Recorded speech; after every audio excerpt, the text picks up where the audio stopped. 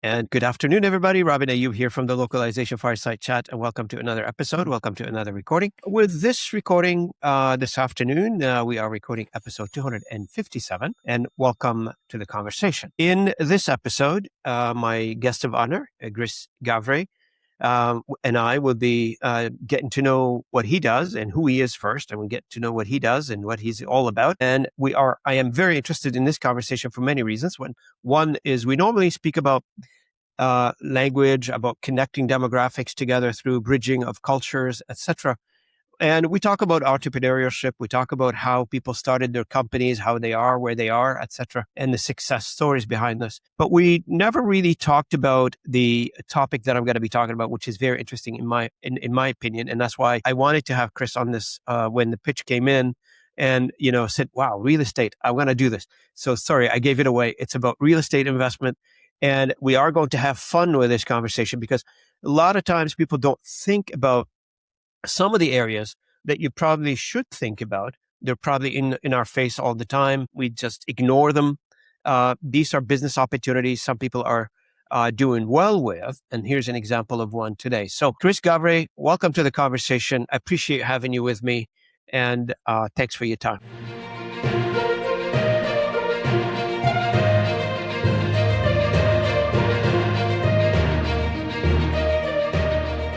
Absolutely. Thank you for having me on here, Robin. I really appreciate it. And so for the audience, Chris, just to give you a bit of a perspective, and we'll get him to tell his story in a second, started with a pressure washer at a lot of ambition at an age of 20. So think of that, guys, right? And within 5 years had built a rental portfolio nearly 150 doors. Now, at the age of 20, I want to ask some of our audience out there, what were you doing at the age of 20, right?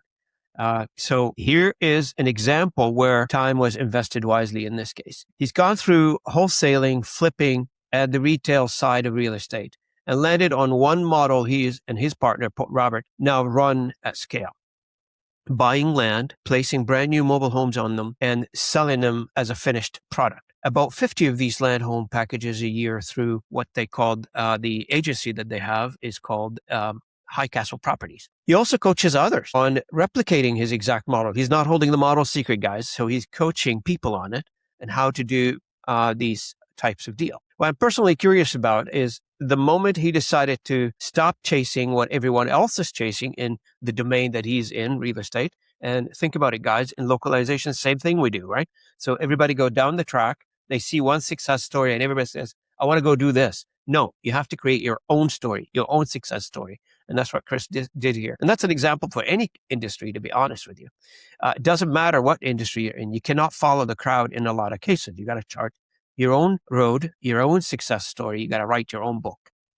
And at a first glance, it sounds unglamorous, mobile home on a land, right? So, because in my experience, that's usually where the real opportunity is, by the way. The more unglamorous the story is, the more I think there's an opportunity there. Chris, welcome to the Localization Fireside Chat.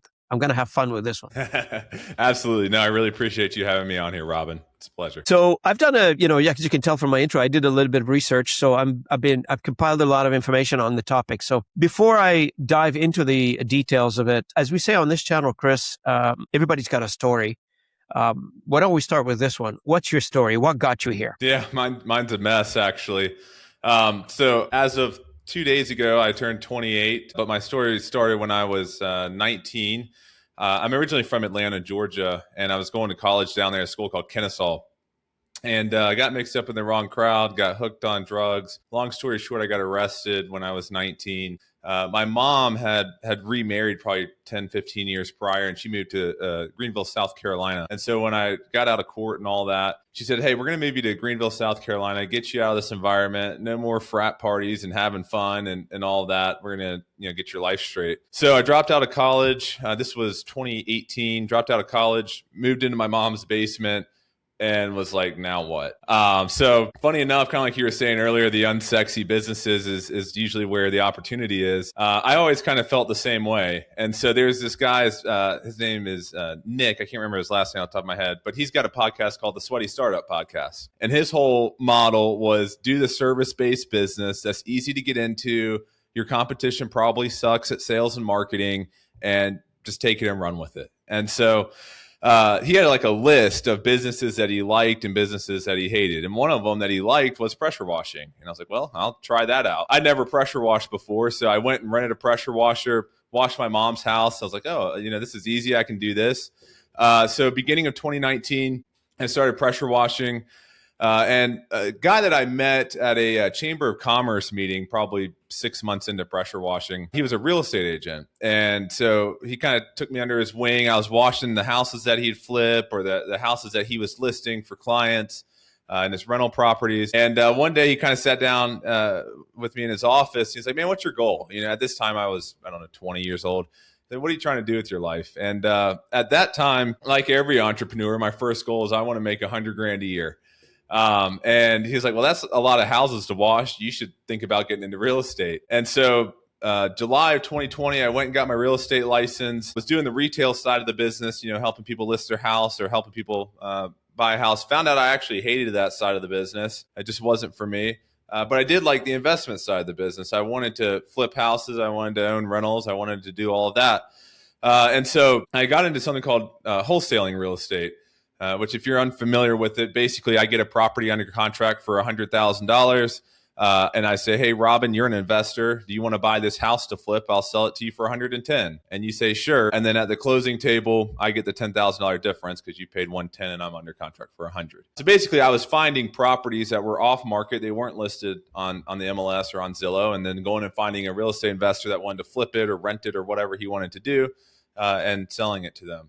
I did pretty well with this in 2020, 2021, and kind of over time started to pick up a rental portfolio. I had no idea what I was doing. I mean, no one really taught me. I just kind of fumbled through it and started to learn about debt and borrowing money and all that, and it was great. And at that time, it was easy to borrow money in 2021 because the economy was great and there was no worries with real estate. So just kind of started accumulating properties along the way and started flipping houses. And I managed to buy like an apartment complex. It was a small one. I think it was 24 units, but I was able to go find a partner to bring the capital and do the deal with me. And over time, I started to accumulate a little bit of a portfolio. However, what I realized is that everyone's competing for the same stuff. Everyone and their mom wants to flip a house. They want to feel like they're on HDTV and show you the old ugly kitchen. And here's the new white kitchen is what everyone's doing these days. And I realized that it's just so competitive in that space, but what the real need was and still is, as I'm sure you know, is affordable housing. And the most affordable form of housing, at least here in the United States at this time, is manufactured housing, mobile homes. And most people are pretty turned off by them because they're not sexy. They have a bad stigma. And so I was like, I kind of want to get into the mobile home space because it's kind of ignored. No one really wants to touch it. And what I quickly realized is that there's a lot of money to be made in the mobile home space because you can pick these up for super cheap. You can renovate them, flip them, or like I'm doing now, you can buy land, develop it, and put a brand new one on it. And now you're selling a brand new house, which is pretty desirable for a buyer. So I started flipping mobile homes and buying them as rentals, started buying mobile home parks. And then Robert, my current partner, we met back in 2022. I had this mobile home park deal, and he was going to bring the capital and buy it with me. So he brought the money. We bought this mobile home park. But we had a couple empty lots in this park that we needed to fill. And so he had what's called a dealer's license, which basically allows you to go directly to the manufacturing plant and order these new houses at significantly cheaper prices. So he's like, man, I can get, a new house for $50,000 and put it in this park. I was like, man, that's so cheap. Why don't we buy a piece of land and just put your brand new house on it and we'll sell it? And so beginning of 2023, we started doing this model. It was February 2023. We bought our first 5 lots to do this with, and we haven't looked back. And look where you are right now, Chris, right? Yeah, no, it's worked out for sure. But as I'm sure you know, I never thought it would. You just kind of, the more doors you knock on, the more that are bound to open. But you hit a nail on the head in terms of like when people sit around and contemplate what they want to do. It's called paralysis by analysis kind of thing. You're just analyzing a situation, analyzing an opportunity. But what you've done is you just said, okay, I'm going to jump. If it doesn't work, it doesn't work, but I'm going to try it. Now, one of the, which is interesting when you met your mentor, the real estate mentor, is it Robert or somebody else? No, that was someone else. His name was Jim. Yeah, someone else. Now, what was it about that relationship that made you pay attention? Is it something he said or something you just watched him do? What kind of triggered you to it? I mean, I think at that time, I didn't really have anyone else to look to. And, it's not that this guy was insanely successful or anything, but he did pretty well. And I think that he introduced the idea of real estate. He kind of planted the seed in my mind. And then as I kind of did more independent research on it, watching YouTube videos or whatever at night, he kind of became a sounding board where I could say, hey, what do you think about this? Or have you ever done, X, Y, and Z? And so it kind of turned into this relationship where I'd go wash a house for him or something. And then he would say, hey, since you want to learn about real estate, why don't you come look at this flip project I've got going on? So we'd go over, look at his flip. He'd tell me how much things cost and how long, the project took and how much he paid for the house. And so he just kind of slowly eased me into it. And I don't know that that was really his intention. It just kind of turned into that. But I didn't have anyone else to look to. And I'm definitely grateful that he took me under his wing a little bit there. But the other question is that you received your real estate license in 2020 at age of 22. And within a few months, you already decided retail real estate wasn't for you, but most people spend years trying to figure this out. What did you see in those first few months that made you say, retail is not for me, real estate is not for me, and it's the wrong game? The first transaction I ever did as a retail agent, my mom's neighbor had this house he wanted to sell, and he wanted like $50,000 for it. It was a mess. It needed a lot of work. And I found this lady to come buy it. Long story short, she was also a real estate agent. After we did the transaction, she moved to my brokerage that I was at. And I saw her in the office. This was probably 2 months later. I saw her in the office. And I was like, hey, what did you ever do with that house that I sold you? She's like, oh, I wholesaled it. And I was like, what's that? And so she told me, well, on that transaction, I made $900. She made 20 grand. And I was like, my gosh, I'm in the wrong side of this business.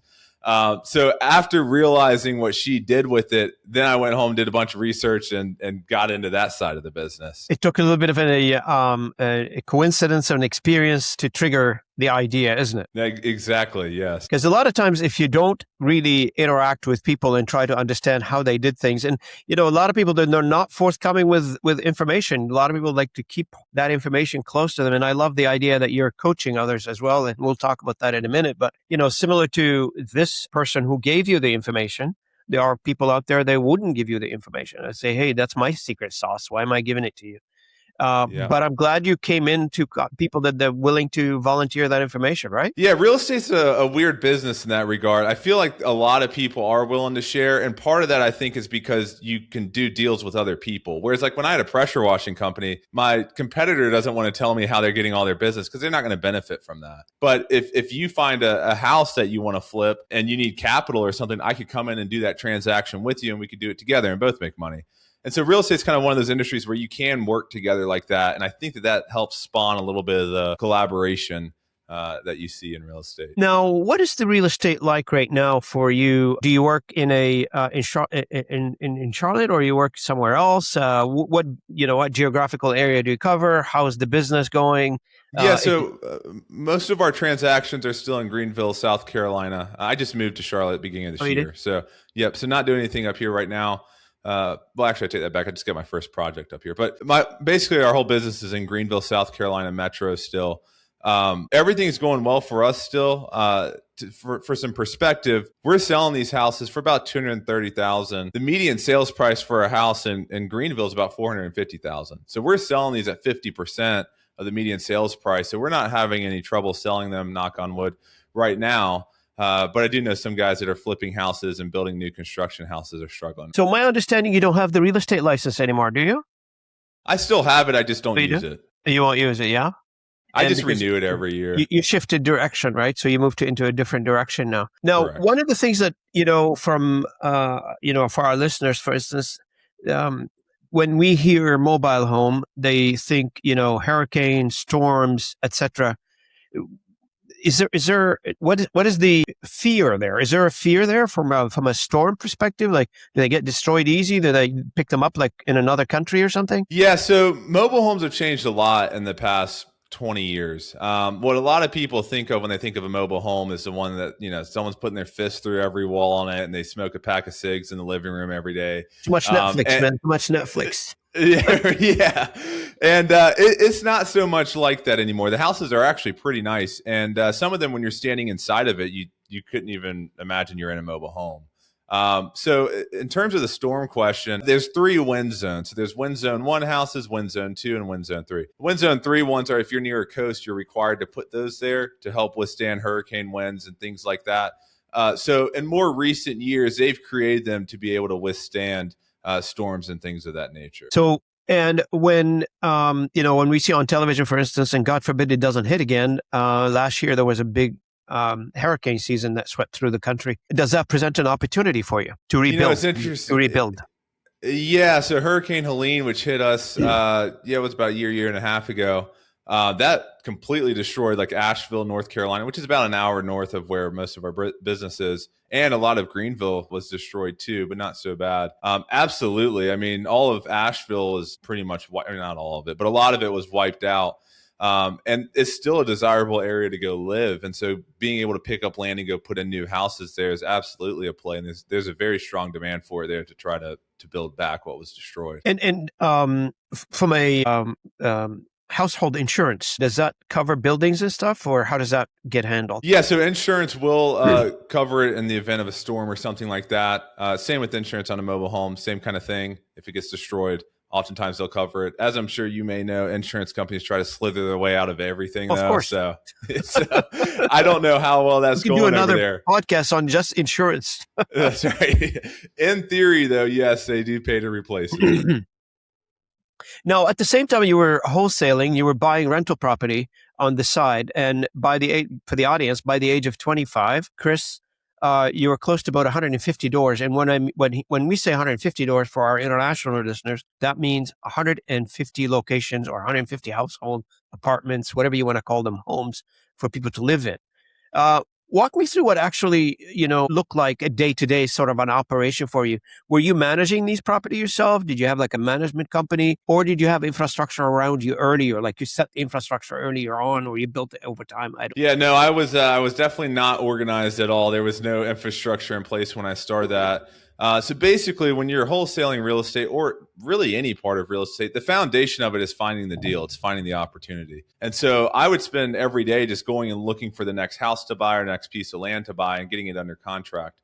And then once I'm under contract on the property, I would say, okay, do I want to wholesale this? Do I want to buy it and flip it? Do I want to keep it as a rental? And just kind of fumbling through it a little bit. I did have a management company set up from the beginning that was managing those properties, so that helped.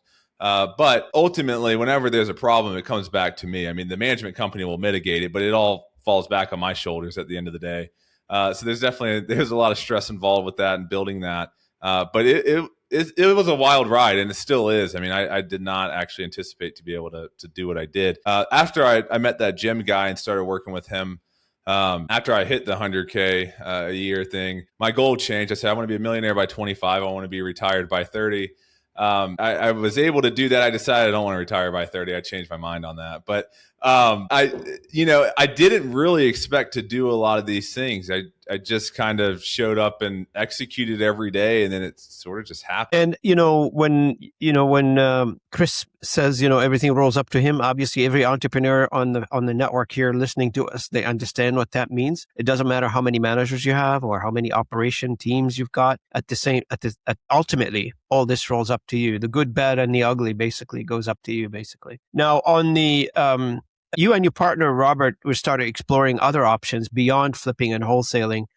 That search led to you that whole land home packages, I guess, right? So, can you, what problem were you trying to solve, or you were just following an opportunity or chasing an opportunity, or is there an actual problem you were trying to solve? And the second thing I want to mention is maybe talk a little bit about the financial side, like the capital problem, maybe the time problem, how long it would take to put something like this together. Is there a margin issue, or maybe that margin better with this kind of a transaction, or is it something else entirely? Yeah, so I'll run things on you there in one question. No, I'll run through all of it. So basically, Robert and I were flipping houses together there for a little while after we bought that mobile home park and met. After that, we just kind of hit it off. It's like, hey, let's go flip some houses together. And when you're flipping a house, I don't know if you've ever done it before, but it's never what you think it is. You buy a house. I can remember this happened to us a lot. We'd buy a house and say, okay, we'll make 50 grand on this house and it'll take us 6 months. Well, it ends up taking us a year and somehow we lost 20 grand on it. And so the problem that we ran into with flipping houses was you never really knew what you're getting into. You're in there renovating the house and then come to find out the whole subfloor is rotted out, or the electrical needs to be rewired, or there's a big plumbing issue, or it was always a surprise after surprise. You just never knew what you were getting into. And so when Robert was telling me, what he could get these brand new houses for, part of the problem that we were trying to solve with that was, hey, these houses are built in a factory. They're brand new and they have to meet, I don't know exactly how many, but a lot of inspections before they're even allowed to leave the factory. So there's no real surprise there. You know what you're getting every single time, and it's the same thing every time. So when you're flipping a house, it's always different. Some houses need different work done to them than others, and some have different surprises that pop up than others. And so it never felt predictable when we were flipping houses. So when we switched to doing this model, part of the problem was affordable housing. As I mentioned earlier, that's the biggest need that we've seen in real estate. And so this is the most affordable form of housing. On top of that, when we buy the land, clear and put the house out there, there's no real surprises. We do all of our due diligence on the front end before we buy the land. And then the house is the same thing every single time. It's the same house. It's the same process. And it's already been inspected who knows how many times. So there's never any real surprises in there. As far as the capital part of it, each of these transactions, we're usually all in about 150 to 175, depending on cost of land and all of that. After our cost of debt service and everything that we pay to borrow the money, we're typically netting out around 35, 40,000 on each one of these projects on the lower end. And so what we liked about that was it was never like hey, we're going to make 40 and then we lose 20 kind of thing. It was just very predictable in comparison to flipping houses. And that was the real problem for us that we were trying to solve within our business, as well as trying to help solve the affordable housing problem. Now, I love the discussion around affordable housing because that's a conversation that's taken place on both sides of the border in Canada and in the US. It's a problem for the young generation to be able to afford a home. And a lot of people are here in Canada, a lot of government involvement in this discussion, less on the developer side. It's more government induced kind of a conversation. But when it comes to home development by private citizens such as yourself, for instance, I don't know if it's the same in the US. Maybe you can explain it to our audience. In Canada, for instance, to do a land development, that is a very, very big ordeal. And what I mean by ordeal is I mean the bureaucracy, the certification, the inspection, the details around taking a piece of land and converting it into a residential land. I don't know from a development perspective, if somebody has any comments listening to us can tell me this, but my experience, this is not an easy scenario. It may take you 10 years to do. And probably that problem will go away in 10 years. How is it like for you, like from a regulatory perspective, to take a piece of land and decide I want to put houses on it? Yeah, so it depends here on the size on what you're doing. So, for example, if I'm buying just a 1 acre lot, and let's say I just want to cut it in half, I want to make 2 lots out of it. That's a very easy process, and you can go through the hoops with the county within 30 days to do that. Now, if I had 200 acres and I wanted to make 500 lots out of it, that's a whole different problem there, and you have to deal with a lot of bureaucracy that can take up to a year sometimes to do that. All the inspections and all the things that the county requires to do that, it can be a hassle. So we don't do massive subdivisions like that. We like to just buy the 2 acre lot or something to make 3 lots out of it and put these houses on. So you try to keep it below what the regulators give you a hard time on. Basically, once you start to want to get through that gating process, because of the size of the project, basically you try to keep it under manageable project size. Exactly. So depending on which county or state you're in, it'll vary. But there's in our market, there's minor subdivisions and then there's major subdivisions. And typically it'll turn into a major subdivision after you're making 7 lots. So we try to stay under that because the regulations and bureaucracy after 7 lots is a complete mess. So we just try to keep it under that so we don't have to deal with all of it. No, a lot of times, for our listeners, they're listening to this, they're probably thinking in their mind, so, okay, can you help us understand it a little bit better? And if you don't mind, break it down from the aspect of saying, okay, single land home package, how do we explain that to the audience? So you buy the land. So how do you find it, for instance? Where, does it need to be in a certain location near an urban center? I've worked with some tech company where they measure like the pedestrian traffic in a certain area. They place these things next to a metro, a subway station, or a bus station. I don't know. People to have access to public services. So how do you find it? How do you price it? And what makes a parcel of land worth pursuing versus walking away from? Yeah, I'll go ahead and break down the entire process. So, in terms of finding the land, well, first you want to pick your market. Where am I going to do these at? And so to do that, we'll go on like a Zillow or a Redfin or Realtor.com. We'll pick a county, say Greenville County, and we'll type in Greenville County. We'll type in sold. We want to see all the mobile homes that have sold in the past year. And what we're looking for is an area where these are commanding at least a $230,000 sales price. If you're not able to get that, then oftentimes the margin won't be big enough for it to make sense, because a lot of the cost is fixed. What I'm paying for my brand new house is the same roughly that someone would be paying for a brand new house on the other side of the country, just because it's all coming from the same manufacturers.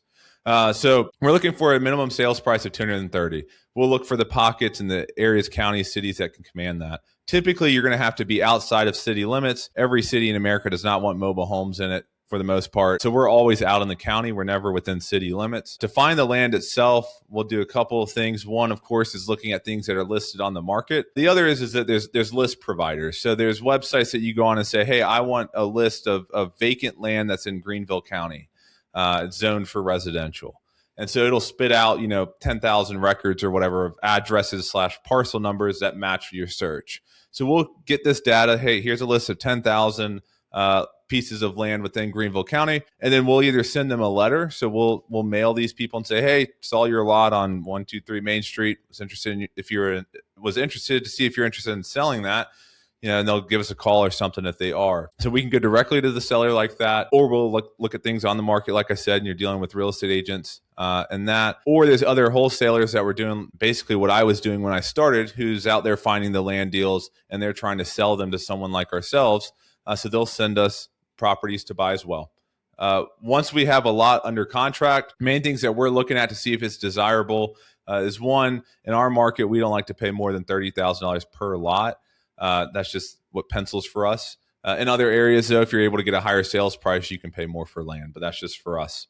Then we're looking at the utilities. So does it have access to public sewer, or is it going to need a septic tank? Does it have access to public water, or is it going to need a well? That's step number one. If it needs a septic tank, we're going to do what's called a soil test. So we'll have a company go out there, test the soil to see that we can put a septic tank there on site. We'll do that before we close on the land. Another thing that we're going to do is confirm the zoning. So we're going to get with the county planning department and say, hey, we're going to put a mobile home here. Are we allowed to do that? They'll say yes or no. And then we also wanted to check to make sure there's no deed restrictions or HOA or neighborhood covenants or anything that would prevent us from putting a mobile home there as well. Once all that checks out, we close on the land. We're going to go ahead and order the house. The house typically right now takes about 3 to 4 weeks to deliver. So before that house is on site, we're going to go ahead and clear the land, get rid of all the trees and brush, and grade it out, make sure that's level enough where we're putting the house. Once the house delivers, we have to install it, which means block it, tie it down. And then from there, we're just finishing out the house. So we need to connect it to the septic tank or public sewer, connect it to the water or the well, get an electrician to put power on it, HVAC so that you have a heating and air system there, do a little driveway and put some decks on it. And then we'll do the foundation, of course, as well. And then we're ready to list it and sell it. So typically, if we buy a piece of land today, we're set up and on the market within 2 months. And the foundation, do you normally put it on do you actually have a basement? Do you put it on a flat concrete slab? How do you do that? That'll vary depending on where you are. I know in the Midwest, they do concrete slabs. Where we are, we do basically a crawl space, so like a little brick skirting around it. You have to have it on a permanent foundation for it to be FHA compliant, which for those that don't know is a government-backed loan here in the United States that allows a buyer to put only 3% down and buy a house. So we want to appeal to that because it's affordable housing. So these people don't have 20% to go put down. So we want to make it FHA compliant so they can get that loan product. And I don't know how it is in the US, but if you see a piece of land, for instance, it looks attractive, it's got all the dynamics, but the zoning is wrong. because it's not zoned for residential or don't allow you to put a mobile home on it. Do you go through the process of rezoning with the municipality or the county, as you mentioned? We usually don't mess with that. We'll just walk away if that's the case. You It's a can long if someone. process, is it? It is a long process, and you got to go to hearings and all of that to have them approve it. If anyone listening were to do that, I would highly recommend you get that approved before you ever buy the land. Just do it during your due diligence phase. Yeah. Yeah. Now, what does it look like for the buyer? I mean, you mentioned those are affordable housing, and people obviously don't have a lot of money to spend on these houses, which is a good thing you're doing. You're doing a great service for those people who cannot buy the $500,000 home and they want somewhere to live. What does it look like? A mobile home, does it go up in value or go down in value? Let's say I own the place for 5 years. Is it like a car, or is it more like a real estate? It goes up in value. Yeah, that's a big misconception. A lot of people think that they depreciate versus appreciate. The reality is a rising tide raises all ships. And when the housing market is appreciating, these houses are as well. They become permanently affixed to the land. So it's no longer technically a mobile home. It's now just a house affixed to the land. It comes with a title when you buy. It comes with like a title, like a car does. But we do what's called detitling it, which means we retire that title and it's part of the land permanently. So no, they do actually appreciate in value in the long run. Yes. What's your average appreciation? Do you have an average? I don't know the average for those. No, I would say that they're probably less than a traditional stick built house.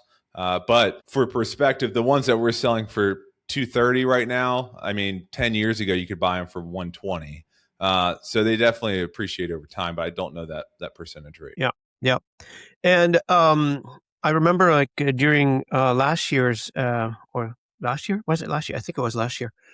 During the right post the hurricane season, I know a couple of companies in Canada were supplying mobile homes to the U.S. to help shelter people and give them a place to live.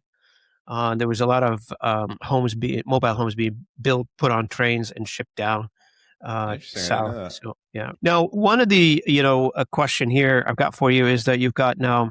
I don't know if it's sustainable, but I'm just going to throw it out there. Correct me if I'm wrong. But 50 land home packages a year, you're essentially running some sort of a production operation.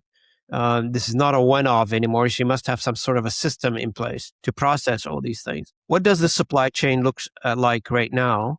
And who are you buying the home from? Like, are you buying these, is it like going through the entire production as you explained to us earlier, or there's some other ways of putting these things together? The home, the land, the home, and the buyer buys them. Yeah, we don't produce any of the house ourselves. We go directly to these manufacturing plants, buy them there.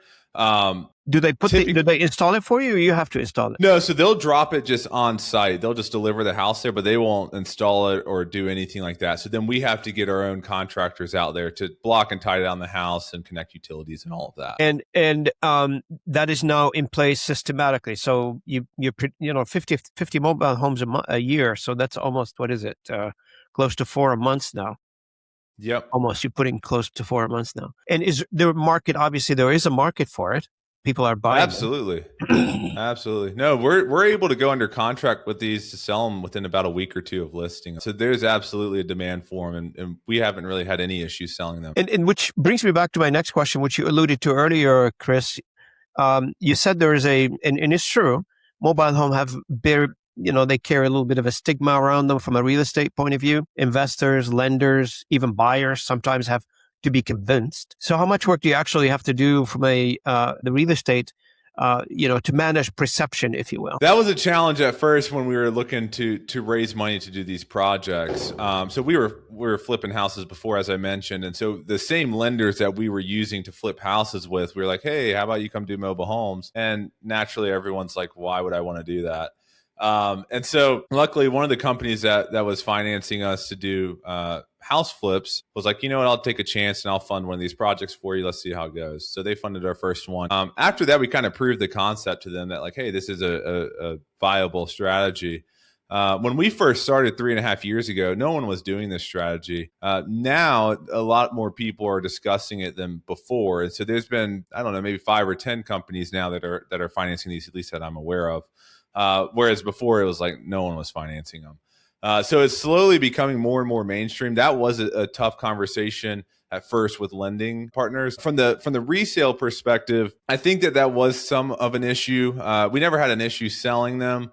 But managing perception on them is difficult, and I think that the fact that it is a brand new product and seeing pictures of these houses, it's not what comes to your mind when you think of a mobile home. I mean, they really are nice houses, and I think that that's helping to change people's perspective on it too a little bit. And lastly, I think that just it's the only thing that people can afford now in these price points, and so I think it's just sort of like hey, if I want to own a house, this is maybe my only option. So I think that from a resale perspective, it hasn't been too problematic. From the lending side of it, when we first started, it was definitely a hurdle. And for the sake of harmonizing the process, is it one model, or do you have like multiple models to choose from as a buyer? So we don't pre-sell them. You could do that, but we don't. So what we'll do is we'll just sell the final product once it's on site and fully set up. At first, we tried different model houses. Now we just use the same model every single time. There's a little bit of customization you can do to it. You can change like the outside color of the siding and all that, but nothing too crazy. So now we're just using the same house every time. We're not giving any other options. No, you've been, based on the volume that you're doing, Chris, and the amount of packages you do per year from a home perspective, and you're teaching others to do the same. When you zoom out, do you think the model can scale? At what point do you think starts to move the needle for housing affordability nationwide? That's a great question. I don't know how many would be needed nationwide to help solve that, or what scale is required to do that. I don't think it's a problem that's going to go away anytime soon. I mean, the affordability problem has been lingering for a decade or 5 years. So I don't see that changing anytime soon. There's absolutely a lot of opportunity in this space. And I think that there's more than enough room for a bunch of other people to jump into it. And we've seen that even through our coaching program, is that there's other people doing it in our market that I guess technically we're competing with.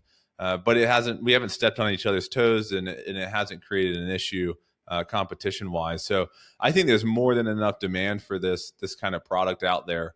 And not enough people fulfilling the demand. Now, Chris, when you coach these students or people that they're interested in the program, what do you think the biggest mindset block that you have to break in a student before they become actually capable of executing the program? The biggest problem for people is always the money, and I ran into that too when I started. I didn't have any money, and I didn't know anyone that I could borrow money from. And so it's hard to convince someone that, hey, you don't need $150,000 to do this. You can go find someone that has $150,000 and have them come into your deal.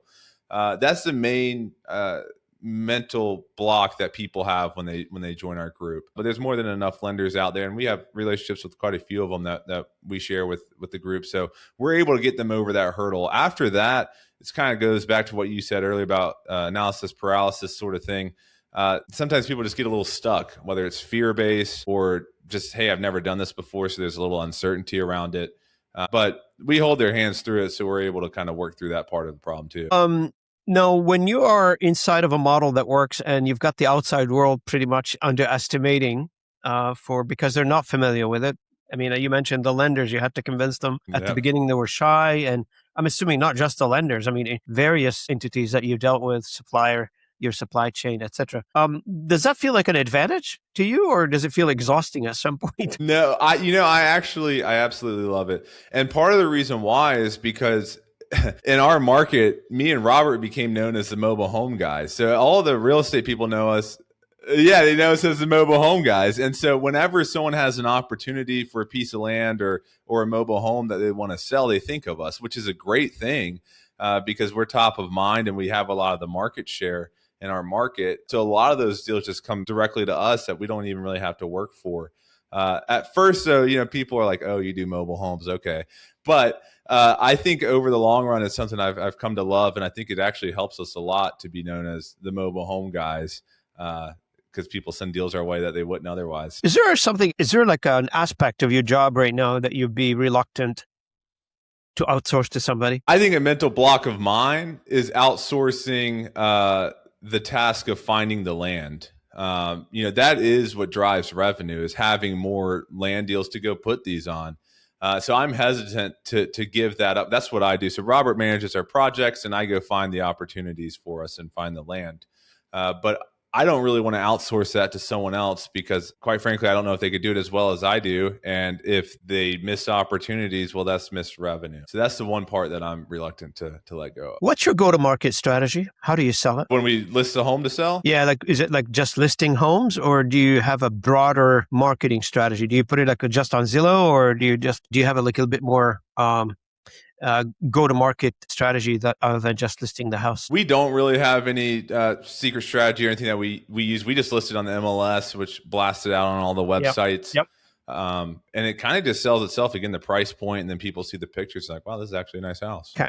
And does your houses, like the new houses that you're putting out there, do they come with a guarantee? Is there like, if anything breaks, come back to us? Is there like any of this, or you just bought it and you own it? Yeah, so it does come with a 1-year manufacturer warranty. So people like that too, of course. If something were to happen in the 1 year, then the manufacturer will fix it. If the manufacturer won't fix it, then we're more than happy to go back and fix that too. We've only had that happen maybe 2 or 3 times, but we make sure that we always do right by them. So where you are right now, let's take a look back at where you were at 20. Like a lot of people, like they learn these things through, MBAs, they go to Harvard, etc. What did you learn today looking back? You're thinking, man, this is okay now. I've learned a few things, and I didn't, I made money doing it. Yeah. You mean, what did I learn? Yeah. And what did I not learn? I definitely learned a lot doing this. I think the big thing was in real estate, a lot of the hype is around doing apartment buildings or single family homes or flipping houses. And I think what I've come to realize is that usually where the masses are is not where the answer is. Everyone's chasing the same thing. They're all chasing the apartment complex. They're all chasing the single family home. And by going down a different route that is the road less traveled, essentially, there's a lot of opportunity in that. And I think I've always been that way, where I'm kind of a contrarian, where I want to do the opposite of what most people do. And I think that was the biggest thing for me, was just trusting that intuition to follow that. If someone in the audience right now is sitting on some sort of a small amount of capital or large capital, it doesn't matter to me, but if they have some sort of a capital and they have, looked at flipping or investing in wholesaling homes, etc., and they want to participate in some of the programs that you're putting out there, being coached, etc., or they want to follow your footsteps, and it sort of like they looked at it, glanced at it, and say, "Oh, it's not for me." What is the one thing you want them to walk away today from knowing? Like the misconception, going back to the misconception here, they probably have not educated enough on the topic, I'm assuming. Yeah, I think the big thing is it's not glamorous to say out loud that I do mobile homes. But the profit is glamorous, and what it provides is pretty glamorous. And that was the biggest thing for me, is I don't really care what the perception of it is. Like I said earlier, I like that it's underestimated, because I think it just leaves a lot more opportunity that most people are missing out on. And I think that I would say usually the things that are hyped up the most tend to not live up to the hype, in my experience. And so I personally believe that mobile homes are the best asset class in real estate right now. I would die on that hill. I've done a lot of the other ones. I've done storage facilities. I've done apartment complexes. I've done single family homes. I've done everything except for true commercial, like an office building. And nothing else has ever compared to mobile homes in my experience. What do you think of plaza, like malls, strip malls, or something like this? Those just scare me, because retail is sort of a dying thing in a sense. I think it'll always exist because a lot of people want to go to an actual store and look at things. I would say that it's an asset class that I'm not knowledgeable enough on to want to go put my money into it. But the thing is about commercial real estate is a lot of those guys buying a strip mall or a office building, they're going and buying it at a 6-7 cap, which basically if you're getting a 6 or 7% return is what that means. The mobile homes that I'm doing when I rent them out, I'm getting a 20% annualized return, and so I'm kind of sitting there saying, I don't want to go fight these guys. Why would you go for 7? Right. I mean, there's less work involved, I'm sure, to some extent, because it's a commercial tenant versus a mobile home tenant. But if you get good management in place, I'd rather go make 20%, and I'll deal with the minor headache. I'll just keep some ibuprofen nearby. What's the interest rate look like right now for you guys in the U.S. when buying a house? It's floating around 6 to 7. I'd say like on average, probably like 6.3% roughly. Is that normal? Is this how it was, or is it like exceedingly high? Where do you think it is now? Before my time, people claim that it was completely normal. When I started in this, I was used to the 3% interest rate. So to me, it's like, wow, that's high. But traditionally speaking, it's right in line with what's average. Where can people find a little bit more about you, Chris, and learn more about what you do? And how do they get a hold of you? Yeah, they can find me on Facebook if they'd like. Chris, my last name is Gavre, Gavre as in Victor, RE. I'm the only redhead Chris Gavre on Facebook, I think. So shouldn't You're have a on hard time LinkedIn, by finding the way. me. I just sent you a connection. Oh, perfect. That too, LinkedIn. Or they can, I don't mind people just reaching out to me directly if they have questions or something. They can email me. My email is J, the letter J, Chris, Chris, Gavre, Gavre as in Victor, RE at gmail.com. I'm happy to field any questions that someone may have on this. And Chris, as we come close to the end of our conversation, do you think we've covered everything? Is there anything else you'd like our audience to know? I think we did. I mean, I went through the whole process of how we do it, what it is, and why I think it's the best thing since sliced bread. No, I think we did cover everything. Well, I want to thank you on my behalf and the behalf of the audience for joining me, Chris Gavre. I really appreciate your time. Absolutely. No, thank you, Robin. It's been a pleasure. It's always good to talk to young entrepreneurs who are charting new places, new territory in the business, in any business. I really appreciate your time, Chris, and thank you for joining me. For the audience, I want to thank you so much for joining me and Chris on this episode 257. If you are listening to us on the podcast channels, thanks for listening. If you're coming in on our YouTube channel, thanks for watching us. And also, if you're browsing through the blog post where I archive these conversations, robinayoub.blog, please feel free to subscribe. And by the way, don't forget to download our app. We do have an app where you can find all of my content in a single location. You don't have to, go through the algorithm of trying to find me on any of the social media channels. It's called app. That's app.l10nfiresidechat.com. And I'll put that in all of the postings that I do that after the episode is published. So app.l10nfiresidechat.com. And I want to thank you all, and I will see you at the next episode. Thank you, Chris. Thank you.